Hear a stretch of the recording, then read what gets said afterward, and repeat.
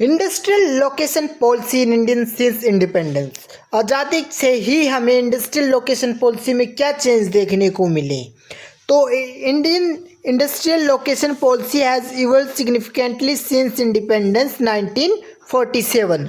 1947 से ही industrial location policy में चेंज देखने को मिलते हैं और इवॉल्व हुई है, reflecting the challenging economic, social और political objective of the country. ये जो देश के जो मुख्य ऑब्जेक्टिव थे, चैलेंजिंग थे, जो इकोनॉमिक, सोशल, पॉलिटिक्स, उसको पूरा करना ही इसका मुख्य उद्देश्य था। The primary aim of this policy has to promote balance regional development. एक बैलेंस रीजनल डेवलपमेंट को विकसित करना इसका प्रमुख एम देखने को मिलता है, और रिड्यूस डिस्पैरिटीज़, और डिस्पैरिटीज़ असमानताओं को कम करना और इंडस्ट्रियल ग्रोथ को तेज करना वेरियस रीजन में इस पॉलिसी का मुख्य उद्देश्य देखने को मिलता है।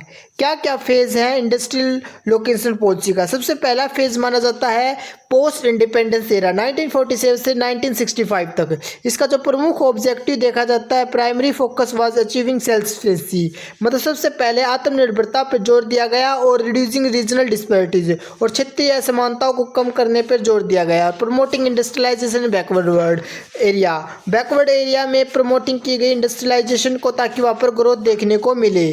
की स्ट्रैटेजीज क्या है तो देख सकते हैं हम। State lead industrialisations, the government took a leading role in industrial development through public sector undertaking. जो गवर्नमेंट ने मुख्य रोल निभाया इंडस्ट्रियल डेवलपमेंट का पब्लिक सेक्टर अंडरटेकिंग के अंतर्गत है। Industrial policy resolution in 1956, this policy classified industries in three categories. इस policy को 3 कैटेगरीज में क्लासिफाइड किया जाता है विद सिग्निफिकेंट इम्फेसिस। इसने एक महत्वपूर्ण फेज जोर दिया डेवलपिंग इंडस्ट्रीज बैकवर्ड रीजन के अंदर। Developing of industrial asset to increase industrial growth, industrial growth को बढ़ाने के लिए government establish industrial estate, provide infrastructure facilities. तो क्या किया गवर्नमेंट ने? इंफ्रास्ट्रक्चर फैसिलिटी और इंडस्ट्रियल एसेट को प्रोवाइड किया, ताकि डेवलपमेंट हो हमारे इंडस्ट्रियल एसेट का। ग्रीन रिवोल्यूशन रीजनल डेवलपमेंट, तो ग्रीन रिवोल्यूशन 1965 से 1980 तक ये की बात है। इसमें ऑब्जेक्टिव ये था, इसमें थोड़ा फोकस हमारा एग्रीकल्चर डेवलपमेंट की तरफ जोर गया था ग्रीन रिवोल्यूशन की तरफ, परंतु इंडस्ट्रियल लोकेशन पॉलिसी भी के ऊपर भी लगातार रीजनल डेवलपमेंट के लिए जोर दिया जा रहा था। की strategy? Backward area development, special incentive थे, जैसे कि टैक्स हॉलीडेज और सब्सिडीज दी गई थी, जिससे हमारे इंडस्ट्रीज को बैकवर्ड एरिया में सेटअप किया जाए। स्मॉल स्केल इंडस्ट्री, इसमें स्मॉल स्केल इंडस्ट्रीज को प्रमोट किया जाता है, ताकि एम्प्लॉयमेंट और रीजनल डिस्पैरिटीज को कम किया जा सकता है इससे। इकोनॉमिक लिबरलाइजेशन एंड इंडस्ट्रियलाइजेशन 1980 से 1991 तक आया। इसका ऑब्जेक्टिव ये था कि इसने टूवर्ड लिबरलाइजेशन को बढ़ावा दिया और डायरेक्ट कंट्रोल गवर्नमेंट का इंडस्ट्रियल लोकेशन के ऊपर कम कर दिया। फिर भी इसमें क्या किया गया? इसमें प्रमोट किया गया कि बैलेंस रीजनल डेवलपमेंट को। किस स्ट्रैटेजीज? स्टेट इंसेंटिव, इंडिविजुअल ने स्टार्ट किया इंसेंटिव करना जो अट्रैक्ट करे इंडस्ट्रीज को। Growth centre and growth pool, जो कंसेप्ट है ग्रोथ सेंटर का, इसका मतलब था कि कोई विशेष रीजन जो इंडस्ट्रियलाइजेशन का एक पार्ट बन जाए।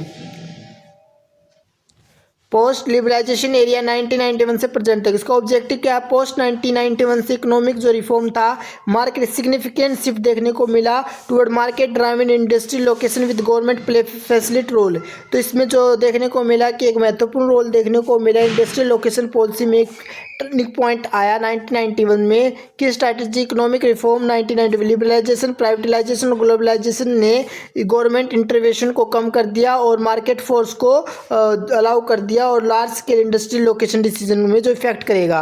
स्पेशल इकोनॉमिक जोन बनाए गए एक्ट 2005 में, जिसका एम था वर्ल्ड क्लास इंफ्रास्ट्रक्चर और फॉरेन डायरेक्ट इन्वेस्टमेंट को अट्रैक्ट करना। Industrial corridor, development of industrial corridor like the Delhi Mumbai industrial corridors to promote large scale industrial development along transport route. मतलब बड़े बड़े कॉरिडोर बनाए गए दिल्ली मुंबई जैसे जो इंडस्ट्रियल कॉरिडोर बने, जिसने लार्ज स्केल इंडस्ट्रीज को विकसित करने का काम किया और ट्रांसपोर्ट रूट के साथ।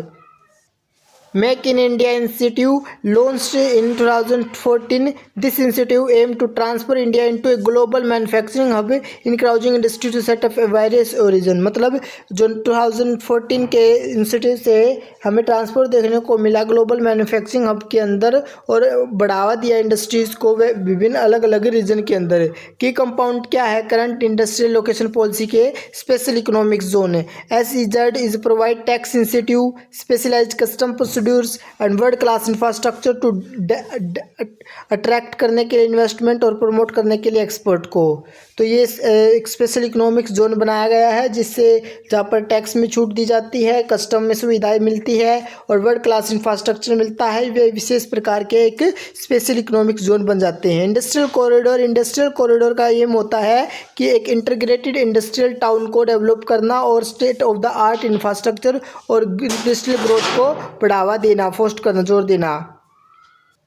क्लस्टर डेवलपमेंट, इसका मतलब एक प्रकार का जमावड़ा, इकट्ठा हो जाना, ढेर हो जाना। तो क्या है पर ढेर एक तो प्रमोटिंग इंडस्ट्रियल क्लस्टर मतलब जहाँ पर एक बहुत सारी इंडस्ट्री एक साथ इकट्ठी हो जाती हैं जो कॉम्पिटिनेंस को भी बढ़ावा देती है। इससे क्या होता है कि सप्लाई चेन में एफिशिएंसी देखने को मिलती है और इनोवेशन में भी बढ़ावा देखने को मिलता है। कॉम्पिटिशन होगा तो इनोवेशन भी होगा। तो शेयर रिसोर्सेज, एक दूसरे को रिसोर्स भी शेयर किए जाते हैं। क्या इंसेंटिव लिए जाते हैं बैकवर्ड एरिया में के लिए डिस्पाइट लिबरलाइजेशन के अलावा इंसेंटिव जैसे कि tax benefit, subsidies, infrastructure support ये कंटिन्यू किए जाते हैं इंडस्ट्रियल बैकवर्ड रीजन मतलब बैकवर्ड रीजन में इंडस्ट्री को स्थापित करने के लिए, रीजनल डिस्पैरिटीज़ को कम करने के लिए। क्या चैलेंज और क्रिटिसिज्म देखने को मिलती है? रीजनल डिस्पैरिटीज़ की समस्या देखने को मिलती है। Various policy significant regional disparities is industrial revolution. ये क्या है फिर भी दृढ़ बना हुआ है regional disparities with some states जैसे कि महाराष्ट्र, गुजरात, तमिलनाडु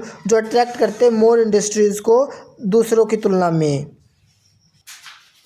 इंफ्रास्ट्रक्चर बोतलनेक्स मतलब इनएडुकेट इंफ्रास्ट्रक्चर अपर्याप्त इंफ्रास्ट्रक्चर है बैकवर्ड एरिया में जो एक मेजर बैरियर है अट्रैक्ट करने में इंडस्ट्री को गवर्नमेंट इंसेंटिव के तौर पर। Policy implementation inefficient implementation of policies and bureaucratic orders have sometime limited the efficiency of industrial location policy. तो पॉलिसी इम्प्लीमेंटेशन भी ज़रूरी होती है, इसमें ब्यूरोक्रेटिक्स एंड ऑर्डर्स देखने को मिलती है, समस्याएँ आती हैं जो इंडस्ट्रियल लोकेशन पॉलिसी को इफेक्टिवली काम करने को सीमित कर देती है।